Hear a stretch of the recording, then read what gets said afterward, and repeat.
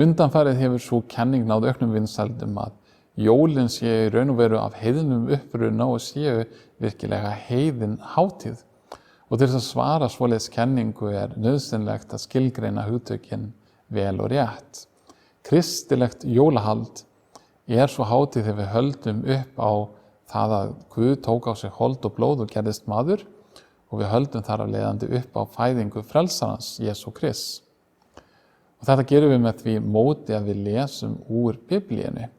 Við lesum þessar sögur sem að tengjast fæðingu Krists. Við lesum jólaguðspjallið úr öðrum kafla Lúkasarguðspjalls og síðan lesum við líka innganginn að Jóhannesarguðspjalli í fyrsta kafla það hvernig ljósið kom í heiminn og hvernig orðið varð hold og bjó hjá oss. Og þegar þetta megin inntak jólahaldsins og það þetta sem að jólin snúast þá jólin að sjálfsögðu kristileg hátíð. En hvað snýst þetta þá Og þegar talað að jólin séu heiðin hátíð, þá að sjálfsögðu margt sem að liggur þar að baki, en ég ætla að nefna 3 atriði sem vera að skipta máli. Í fyrsta lagi þá það að við á Vesturlöndum höldum jólin hátíðleg 25. desember sem rétt eftir vetrarsólstöður. Nú vetrarsólstöður sá tími þegar mörg trúarbrögð halda upp á sólstöð hátíð og þá þar með talin íslensk og norræn heiðni á landnámstímum.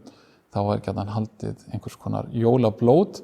Við veitum kannski ekki nákvæmlega hvernig það leit út eða hvað var innihald þess, en það þó nefnt í heimildunum að haldið var einhvert blót á þessum tíma. Kristilegt jólahald var hins vegar ekki hluti af hátíðum frumkirkjunnar. Í frumkirkjunni var haldið upp á páska og síðan upp á hvítasunnu, en síðan var ekkert jólahald fyrir ná 4. eða 5. öld og þá var fæðing frelsarans gjarnan haldin hátíðleg 7. janúar upprunalega og síðan líka 25. desember og voru ýmsar ástæður fyrir báðum dagsetningum. Í Vesturkirkjunni var 25. desember ofan á og það var svo hefð sem síðan kom til Íslands við landnámstíma.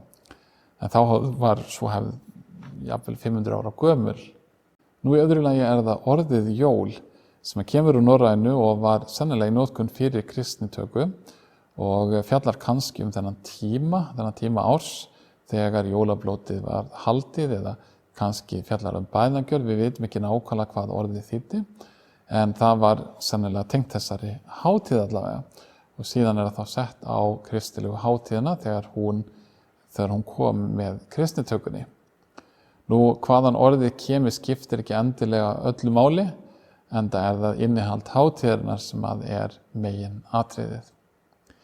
Í þriðja lagi þá það ýmsar hefðir og ýmsar táknmyndir sem tengjast jólunum og fylgja jólahaldinu, en samt ekki hluti af kjarna þess eða megin atriðið þess. Hér má til dæmis nefna það að við skreytum hús með grænum greinum og alls konar öðru skrauti. Við tökum gjarnan jólatré og setjum það upp í stofunni og skreytum það og kveikjum ljós.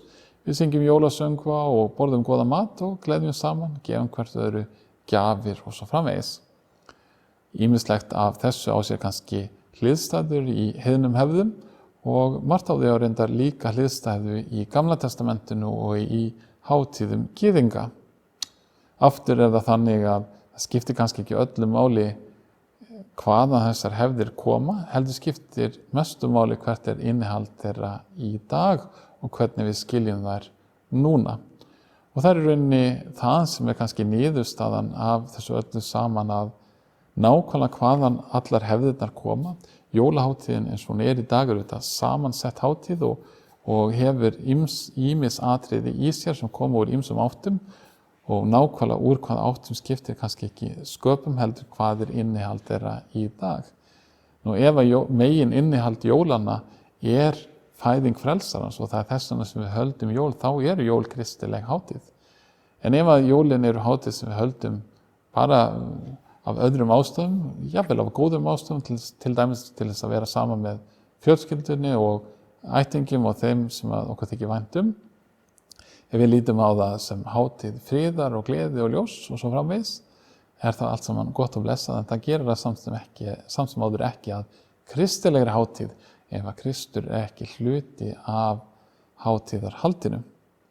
Þess vegna hugsum við eins og Páll gerir þegar hann skrifar til Tímóteusar í fyrra bréfi í 4. kafla að ekkert af því sem að Guð hefur skapað eru hlutir sem við eigum að vísa frá okkur, heldur tökum við því með þökk og það helgast af orði Guðs og bæn.